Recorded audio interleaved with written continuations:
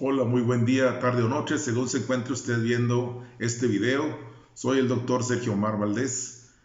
Este día vamos a mostrar un video sobre lo que es la antropología forense. La antropología forense es una ciencia derivada de la tafonomía, que es una ciencia que se encarga de estudiar los cambios biológicos que existen en los seres, en este caso en el ser humano, porque es antropología, y se dedica especialmente al estudio de los restos óseos. En una escena de crimen o cuando nos llevan un cadáver que tiene todavía tejido óseo, pues tenemos que investigar básicamente las 4 cavidades. ¿Sí? Previamente de retirar cada tejido, por ejemplo en el cráneo vamos a retirar la piel, tejido celular subcutáneo, en una forma de diadema, vamos a desicar anterior y posterior, y luego vamos a proceder a inspeccionar bóveda de cráneo tras haber hecho un corte. Después que ya tuvimos el tejido encefálico, lo vamos a estudiar y lo vamos a retirar. Y vamos a estudiarlo de esta forma. También las capas del cerebro, dura madre, aracnoide, espía madre. Posteriormente región cervical o del cuello. Y también posiblemente el tórax. Y también las vísceras abdominales o torácicas. Pero es una inspección general. Pero cuando no tenemos tejido blando, entonces tenemos que recurrir a los conocimientos de lo que es la antropología forense. Básicamente, ¿qué tendríamos que estudiar o que pretender? Primeramente, diferenciar que sean restos óseos humanos, porque a veces son de un animal. Dependiendo de donde sean encontrados estos restos óseos, tenemos que pensar qué animal pudo ser. Por ejemplo, voy a mencionar 2 casos. En una ocasión andaba en una diligencia y me hablaron para que fuera a checar unos restos óseos. Y acudí al lugar donde estaban estos restos óseos. Presumiblemente era una columna vertebral de una persona. Al checarla inmediatamente veo que corresponde a una espina dorsal o una columna vertebral de un perro, que nada tenía que ver con el humano. Era totalmente distinta, pero tenemos que conocer la anatomía de ambas especies, pero principalmente la humana, para descartar o acreditar una prueba.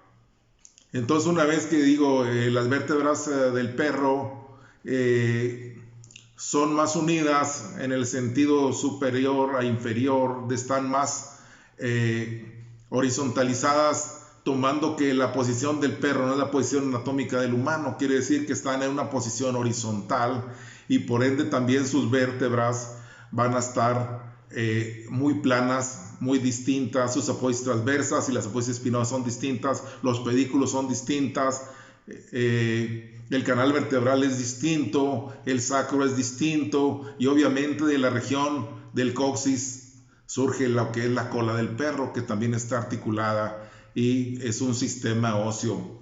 Entonces, una vez descartado esto, ya no se realiza ninguna diligencia. En una ocasión también recuerdo que me dijeron que tenían unos restos ahí que parece que son de un niño, fueron encontrados arriba de un cerro y al checarlos eran de un gato. Rápidamente, al ver el cráneo, no corresponde a un humano. El gato es mucho más pequeño, aunque fuera comparado con el cráneo de un recién nacido, que es mucho más grande en su perímetro. La complexión, el maxilar inferior, o sea, no compete una comparación de este tipo. Más sin embargo, tenemos que descartarla porque ha sido solicitada por las autoridades competentes. Más sin embargo, en lo que es la antropología forense, tenemos que hacernos ciertas preguntas para poder tener ciertas respuestas. Primero, ¿pertenece a una persona o a un animal? Número 1. Número 2, estatura aproximada de la persona. De acuerdo a medidas somatométricas en tablas que se manejan, tenemos la medida, por ejemplo, de un fémur, de un húmero, de un hueso largo, de la tibia, del peroné. Y en base a estas medidas podemos calcular, de acuerdo a 2 o 3 parámetros, la estatura aproximada de la persona. Entonces, primero tendríamos que ver también que sea humano, la estatura de la persona, Si es posible, el grupo étnico-racial se pudiera determinar de acuerdo a ciertas características en el maxilar inferior, en el cráneo, a la complexión de los huesos. Pero también en lo cuanto es en el sexo, que es un dato muy importante, si es de sexo masculino o si es de sexo femenino, tenemos que fundamentar en qué nos basamos. Una vez que tenemos el tejido óseo, por ejemplo, este caso en un cráneo, vamos a analizar que en la mujer, lo que se llaman los agujeros orbitarios son redondos, en el hombre son más grandes y son cuadrados. Aquí hipotéticamente Chaggy, con sus ojos, sus órbitas cuadradas, podríamos decir que es un sexo masculino. Pero también hay otras características, la glabela, que es una sutura que está por encima de los huesos propios de la nariz y entre las dos eminencias frontales. Esta glabela es muy marcada en el hombre y eso nos ayuda a tener un argumento más que es de sexo masculino. Sí, esas son las características que vemos en la parte frontal. Pero también vemos que en la región supraciliar el hombre tiene una protuberancia. Y esa se llama arco superciliar. Se presenta nada más en el sexo masculino. Quiere decir que por encima de las órbitas, a nivel de las cejas, hay una protuberancia que no va a existir en la mujer. Los ojos o las órbitas de los ojos son cuadradas. Se presenta la glabela y las prominencias en la región frontal. En la mujer presenta lo que se llama una eminencia frontal, que es una saliente a nivel medio del cráneo, aproximadamente entre 2.5 a 4.5 centímetros, que es exclusiva de la mujer. También en la mujer vamos a encontrar que existe eminencias parietales, dos pequeñas salientes o una pequeña saliente a nivel de este hueso que es el parietal, que está por encima del temporal. Y estas salientes que son exclusivas de la mujer también orientan a que sea del sexo femenino. Ahora vamos a ver también en lo que es el maxilar inferior. Y en el maxilar inferior vamos a encontrar que existe en el hombre el ángulo más pronunciado, un ángulo del maxilar más saliente a este nivel, más cuadrado. Y es más ancho el maxilar inferior, vístolo de la región frontal hacia ambas partes, o sea, midiéndolo de lado a lado es más grande el maxilar. Pero también en el hombre existe la borla o la barba o esta parte de la eminencia en el hueso maxilar inferior es más cuadrada y más grande. Hipotéticamente la dentadura es un poco más grande en el hombre, pero pues no siempre sucede. No es un dato que nos vaya a orientar a lo que es esto. También vamos a tener que la prominencia de los huesos cigomáticos es más grande en el hombre. El hueso malar también es más grande en el hombre y más protuberante. Pero también otro dato muy importante son los procesos mastoideos. Quiere decir, las apoismastoides del occipital en el hombre son más protuberantes, en la mujer son apenas visibles.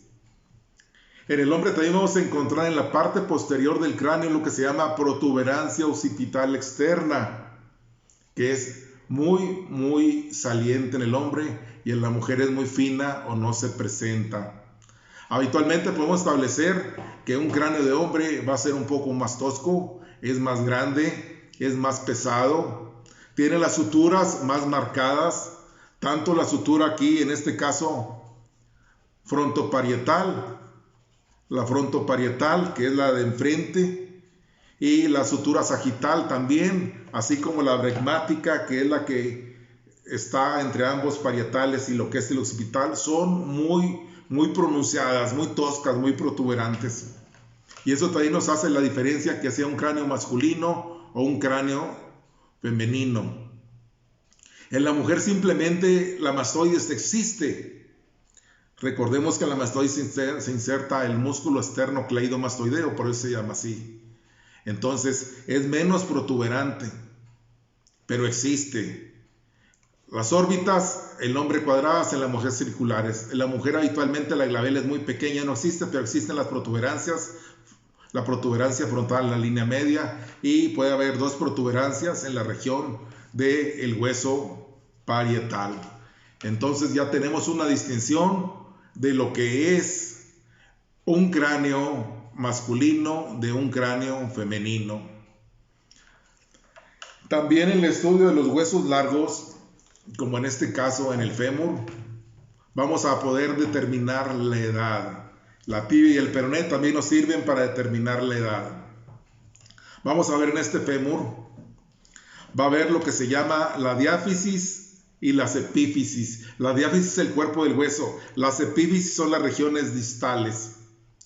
Y la parte distal de este hueso se llama metáfisis. El crecimiento se da en las epífisis, hay un crecimiento epificiario. Por ejemplo, en este caso el fémur va a presentar un crecimiento en el trocánter mayor, que es este, y otro crecimiento a nivel de lo que es cuello del fémur y la extremidad superior del fémur, o lo que es la epífisis, es un crecimiento epificiario. Aquí después de la metáfisis, justo por abajo de la metáfisis, en la epífisis también hay un crecimiento. Entonces, ver características morfológicas distintas y el tamaño del hueso nos orientan a que también aparecen ciertos núcleos de osificación de acuerdo a la edad de la persona y podemos determinar la edad de la persona. Hay huesos delgados, huesos de complexión media y huesos que son más robustos. Esto no permite tampoco que podamos nosotros tener una confusión en cuanto a eso. También, por ejemplo, en el caso de que era alguien, bueno, pues se puede confundir un niño con un enano. Hipotéticamente, no se puede confundir un niño propiamente con un enano por lo siguiente. O sea, hay enanos que la mayoría son acondroplásicos, quiere decir que sus huesos son más anchos de lo normal en relación a una persona que tiene un desarrollo normal. La acondroplasia es también una disminución en el crecimiento del hueso, pero también está un poco más ensanchado. Y vamos a ver que también están pequeños, pero no presentan núcleos de osificación si se trata de una persona adulta, pero se encuentra de una persona que es menor y que todavía puede tener algunos núcleos de osificación, también se puede diferenciar porque vamos a ver que el hueso es más corto y también que tiene núcleos de osificación submetafisiarios. Entonces también nos ayuda a determinar la raza en algunos casos. Los huesos, por ejemplo, en las personas occidentales son un poco más delgados en cuanto a la cortical. El hueso tiene un periósteo, que es la capa externa, que es esto que estamos viendo aquí, la cortical. Luego, después de la cortical, tiene un tejido esponjoso. Este tejido esponjoso son trabéculas óseas, donde hay canales de Havers y hay vasos nutricios. Pero dentro todavía de este hueso, muy adentro, está lo que es la médula ósea del hueso, la cual sirve para producir sangre al organismo. Es un órgano hematopoyético. También podemos ver, por ejemplo, una persona que padeció de anemia, sus capas de la bóveda de cráneo se hacen más delgaditas, porque trató de suplir esta déficit de anemia que tuvo quizá por varios años, se hacen más delgadas. También vemos más crecimiento de lo que es la médula ósea. Si fragmentamos el hueso, vemos que hubo más crecimiento de lo que es la médula ósea.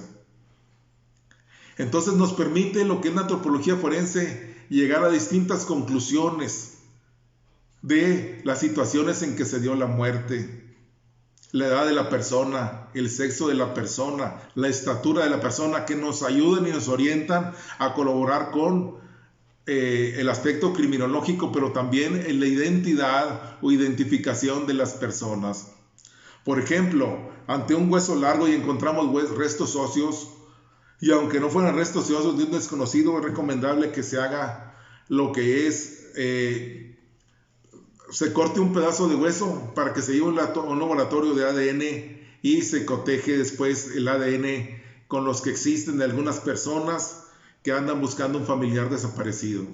Los restos óseos sirven en este caso para eso, aunque también el odontólogo forense contribuye con alguna pieza dental para identidad de la persona.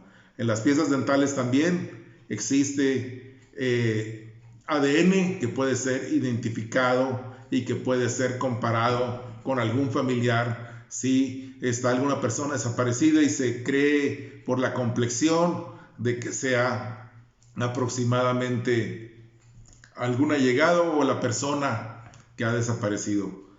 Es primordial a veces si vamos a establecer una edad en relación a la presencia de algunos hallazgos que tengamos, ya sea en un cadáver fresco de una persona que no identificada, extender un poco el rango de edad, o sea, de 25 a 35 años, 25 a 33 años de edad.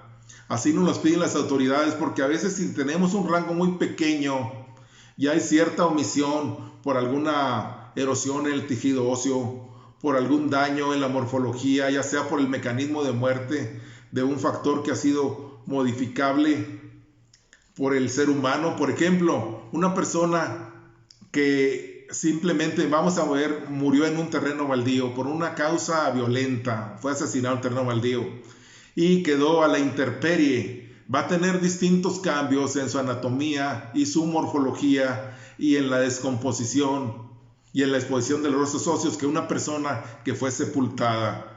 Aunque por constancia de hechos diremos que no son sepultadas a mucha profundidad. Básicamente las personas que se dedican a buscar restos óseos, cuando ven que hay movilidad en el terreno, que las capas de la tierra no corresponden y hay un informe de que ahí se sepultó una persona que había sido víctima de algún homicidio, entonces se procede a con una varilla que tenga una forma de una T, la varilla, y que tenga cierto filo que puede ser de unos 50 o con que sea un poco más de 1 metro. Esta varilla se mete en el terreno. Una vez que se introduce en el terreno se huele, es un método un poco primitivo pero efectivo y se han encontrado así cientos y miles de restos óseos. Huele, entonces huele a putrefacción. Vemos que el terreno ha sido removido en los que han sido sepultados y se pretende realizar lo que es esa exhumación de esos restos óseos.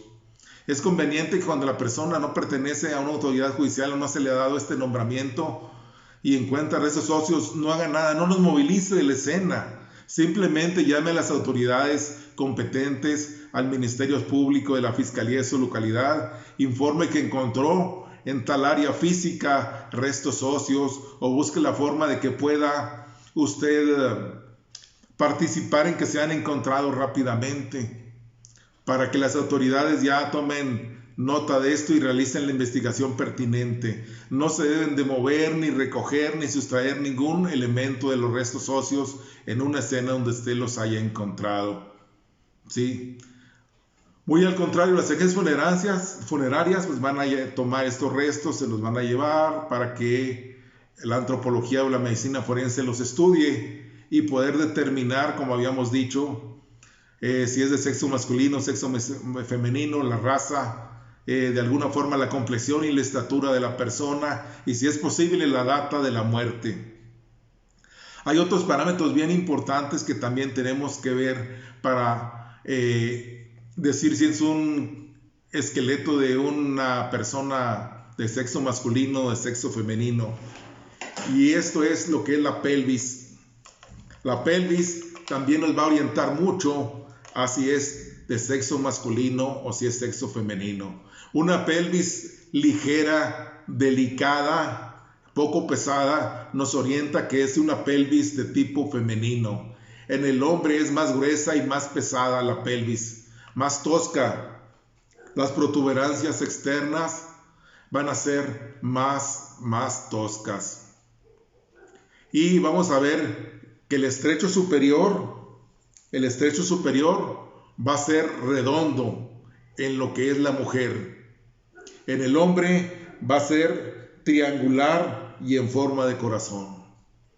Lo que es la cavidad pélvica en la mujer va a ser de una forma redonda y en el hombre de una forma de triángulo o de forma de corazón, porque en la mujer constituye lo que es el canal del parto. Ese es un parámetro que nos ayuda también a que vamos a ver cómo es esto. El arco suprapúbico también en el hombre es amplio. Perdón, en la mujer es amplio y en el hombre es estrecho, el arco suprapúbico. Pero también vamos a ver los agujeros obturadores. ¿Qué son estos? Los agujeros obturadores en el hombre va a ser redondo y en la mujer va a ser ovalado. Aquí hipotéticamente estamos viendo un agujero obturador ovalado.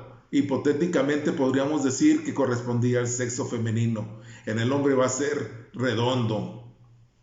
El acetábulo, que es donde se articula la cabeza del fémur, que es esta parte, el acetábulo va a ser en el hombre grande y en la mujer va a ser pequeño. Estos parámetros nos van a orientar también a definir el sexo de la persona.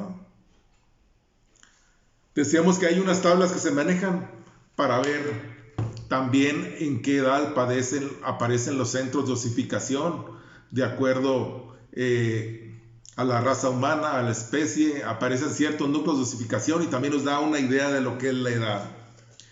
Pero es muy importante también saber la cronología.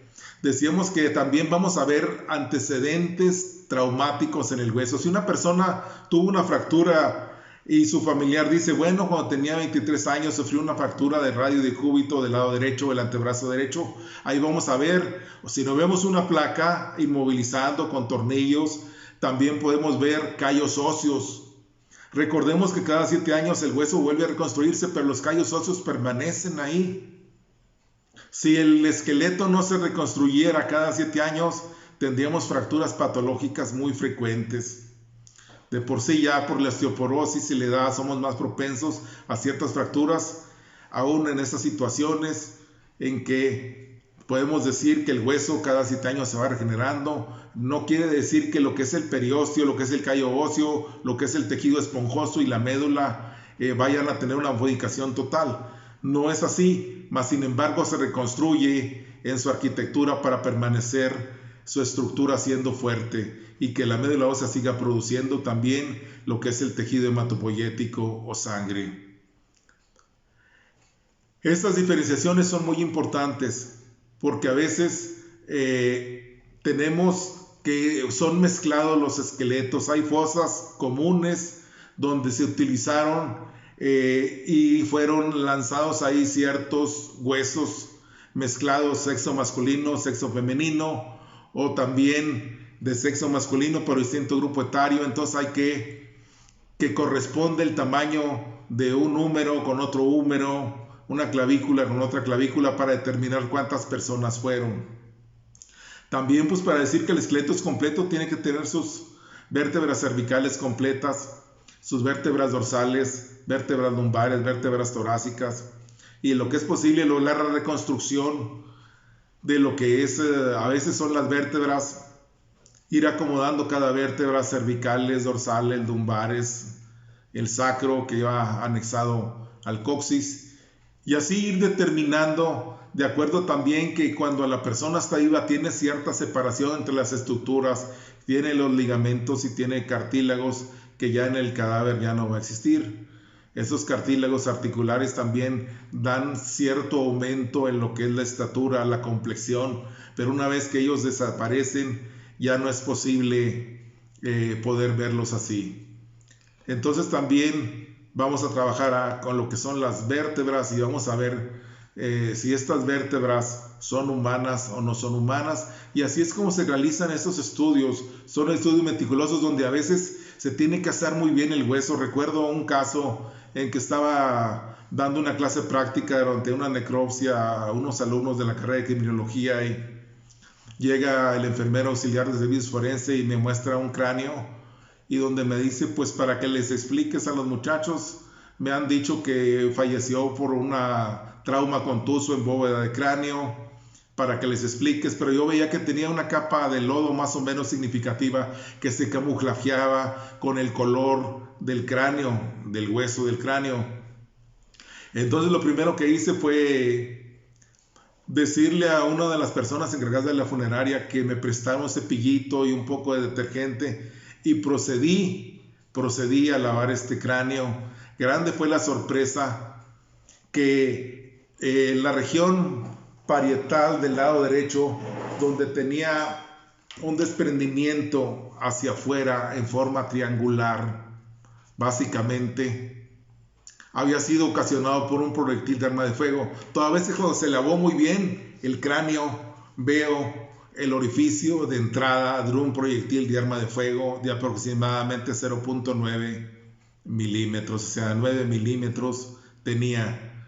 Entonces esto nos habló de que esta persona había sido ejecutada por un proyectil de arma de fuego y que muy posiblemente, porque no teníamos otros elementos, pudo ser la causa de la muerte. El hecho de que encontráramos un cráneo con un orificio de entrada y un orificio de salida que primero había sido pasado por un trauma contuso, habían dicho que posiblemente con un palo, un madero, había sido fracturado y este desprendimiento había sido por eso. Pero una vez que se lavó en la bóveda, vimos que había un orificio de entrada de proyectil de arma de fuego y este el orificio de salida. Pero aún así no puedo determinar que esta fuera la causa de la muerte, porque no examiné las vísceras torácicas ni abdominales. Aunque en algunos casos no puede haber daño tampoco en vísceras torácicas y abdominales, y pudo haber alguna hemorragia en un miembro pélvico, no se descarta que sería una causa menos frecuente. Entonces tenemos que ser exhaustivos en lo que estudiemos, en todo resto óseo. Tiene que estar bien lavado, bien presentado. También para buscar callos óseos, si la persona padeció un tipo de osteomielitis, si padeció también alguna otra enfermedad, por ejemplo, tuberculosis ósea, también queda en el hueso como un remanente de una cicatriz. Entonces, hasta ahora ha sido todo. Agradezco grandemente su atención. Dios los bendiga abundantemente. Si les ha gustado este video, dejen un like.